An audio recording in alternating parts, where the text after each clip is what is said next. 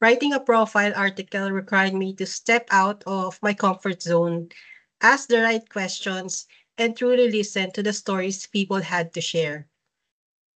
It was a transformative experience that honed my interviewing skills and deepened my understanding of storytelling. In the news development technique course, I learned the art of news gathering and writing in depth reports. The class project gave me the confidence to publish an in depth news article online. This experience not only improved my reporting skills, but also taught me the importance of accuracy and integrity in journalism. Next, in one of my major subjects, the development communication course, this gave me the opportunity to collaborate with an international non-government organization on their digital campaign. This hands-on experience allowed me to apply the knowledge I gained in class to real-world challenges, and it was incredibly rewarding to see my efforts make a tangible impact. My final project in the knowledge management class was another milestone.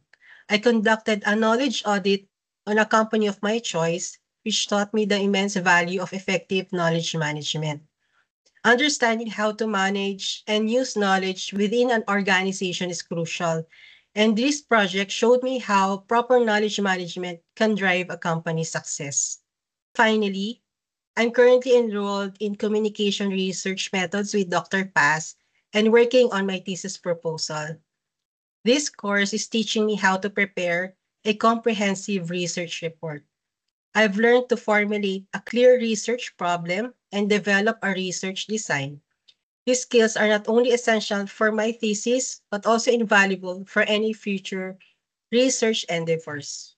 All these projects are challenging and require discipline, but the experiences taught me the true meaning of perseverance. Working hard on them pushed me to my limits, forcing me to dig deep and find resilience I didn't know I had.